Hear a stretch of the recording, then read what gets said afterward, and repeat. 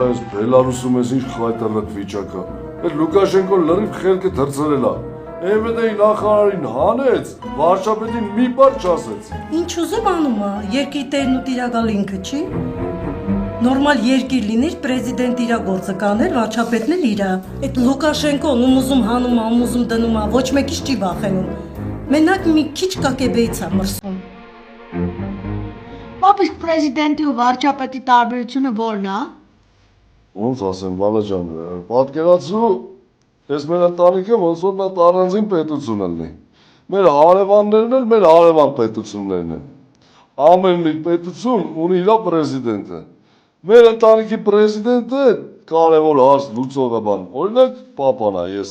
Մաման էլ Ազիզ ջան, օրինակ մեր տան վարչապետն է, ըստ հետև հարցեր է լուծում, շուկայական, վարունգա, խառը կանաչի է։ Պապ, իսկ տատին ով է։ Հա, տատին Բալաջան, էդ էլ մարդն է, որ նայում է, որ տան մեջ սաղ չոտք լինի։ Օրինակ տատին էլ մեր տան կագեբեն է։ Բա ես ով եմ։ Դու էլ Բալաջան, ժողովուրդն ես։ Բարև ձեզ։ Բարև Իրինա։ Այս այսօրվա թերթերն են այս այլ հաշվապահներ ուղարկել։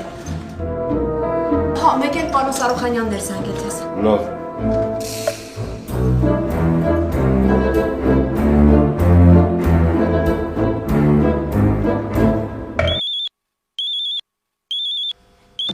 Այո, Պարոն Սիմոնյան, ձեր տղան է զանգահարում։ միացրեք։ Եղավ։ Հա, Բալաջան։ Պապ ջան, մեր տան պետությունում հեղափոխություն է եղել։ Այսինքն, Մեր վարչապետի մոտ թազա պրեզիդենտ է եկել։ Կագեբեն քնած է, ժողովուրդն էլ անհանգիստ է։